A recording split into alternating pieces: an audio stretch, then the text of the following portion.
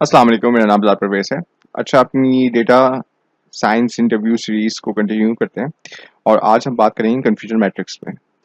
और data science की अगर कोई भी आप जॉब अप्लाई करेंगे तो there is a very high chance कि कन्फ्यूजन मैट्रिक्स का क्वेश्चन आपसे लाज़मी पूछा जाए। कन्फ्यूजन मैट्रिक्स क्या है? बेसिकली एक मैट्रिक्स है जिसके थ्रू आप परफॉर्मेंस मेजरमेंट करते हैं क्लासिफिकेशन मॉडल्स की।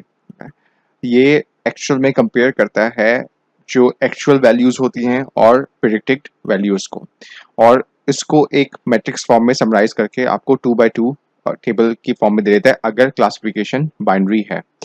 और उस टेबल में बेसिकली आपके पास रोज में एक्चुअल रिजल्ट्स नजर आ रहे होते हैं और प्रिडिक्टेड रिजल्ट्स जो है वो कॉलम में शो किए गए होते हैं। तो उसमें आप अगर उसको देखेंगे, टेबल को देखेंगे, तो आपको ये चीज़ समझ में आ जाएगी कि उस टेबल में बेसिकली आपके पास प्रेडिक्टेड क्लास है टॉप पे, और लेफ्ट साइड पे आपके पास जो है वो एक्चुअल क्लास है या एक्चुअल जो प्रेडिक्शंस हैं। अब इसमें आप ये देखें कि अगर पॉजिटिव पॉजिटिव मीट करेंगे तो ट्रू पॉजिटिव बन जाएगा, अगर नेगेटिव नेगेटिव मीट करेंगे तो ट्रू नेगेटिव बन जाएगा। अगर एक्चुअल क्लास पॉजिटिव है और प्रेडिक्ट क्लास नेगेटिव है तो वो फॉल्स नेगेटिव हो जाएगा, और इसी तरह से अगर एक्चुअल क्लास नेगेटिव है और प्रेडिक्ट क्लास पॉजिटिव है तो आपके पास वो फॉल्स पॉजिटिव बन जाएगा। अब इसमें जब हम ये देख रहे होते हैं true positive, true negative, false positive, false negative, तो बेसिकली ट्रू पॉजिटिव को हम सिंपली ये बात कहते हैं कि यहाँ पे प्रिडिक्शन करेक्ट है, जो प्रिडिक्शन मॉडल ने की है और जो एक्चुअल में है वो दोनों मीट कर रही हैं। ठीक है, जैसे कि आप समझ सकते हैं कि अगर मैं किसी पेशेंट के बारे में ये कहूँ कि यस इसमें डिजीज है और एक्चुअल में उसको डिजीज हो तो ये ट्रू पॉजिटिव हो जाएगा।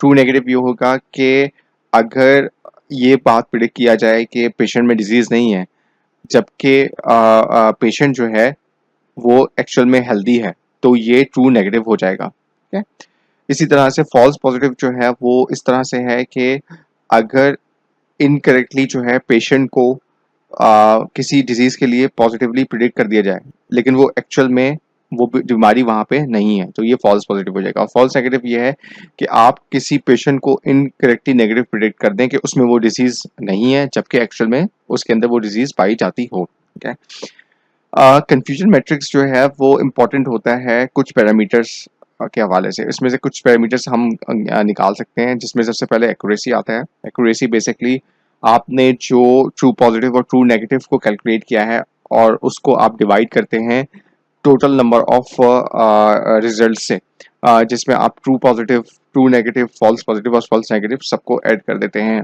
न्यूमिनेटर में। सिमिलरली इससे आप प्रिसीजन को कैलकुलेट कर सकते हैं। प्रिसिशन बेसिकली ये बताती है कि जो प्रिडिक्टेड पॉजिटिव्स हैं उसमें से कितने ज़्यादा करेक्ट हैं, और उसका फॉर्मूला सिंपल ये होता है कि टोटल पॉजिटिव को आप डिवाइड कर देते हैं sum of true positive and false positive से।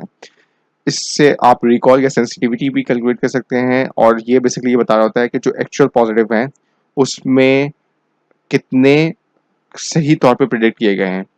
और इसका फॉर्मूला है टोटल पॉजिटिव को डिवाइड कर देते हैं आप टोटल पॉजिटिव और फॉल्स नेगेटिव के सम से।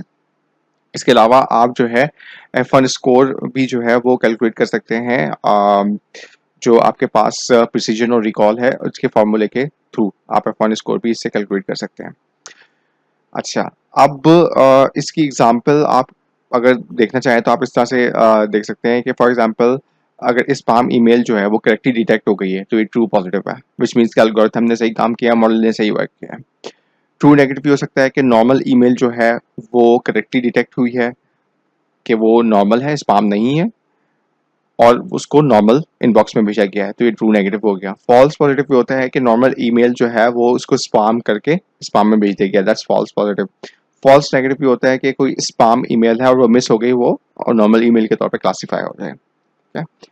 अच्छा, अब ये तो हमने बात की नॉर्मली 2 by 2 या बाइनरी क्लासिफिकेशन की, लेकिन सम क्लासिफिकेशन ऐसी होती है जहाँ पे 2 से ज़्यादा होती हैं, तो वहाँ पे फिर आपके मैट्रिसेस 3 by 3 और 4 by 4 या इससे ज़्यादा भी बन सकते हैं। लेकिन नॉर्मली अगर आपको क्लियर है कॉन्सेप्ट बाइनरी क्लासिफिकेशन का तो बाकी भी सिमिलरली इसी तरह के कॉन्सेप्ट्स हैं आगे। और आम तौर पे जो इंटरव्यूज होते हैं उसमें 2 by 2 का जो मैट्रिक्स है उसको आप क्लियरली डिफाइन कर दे तो वो फर्दर आगे उस पर नहीं जाते हैं।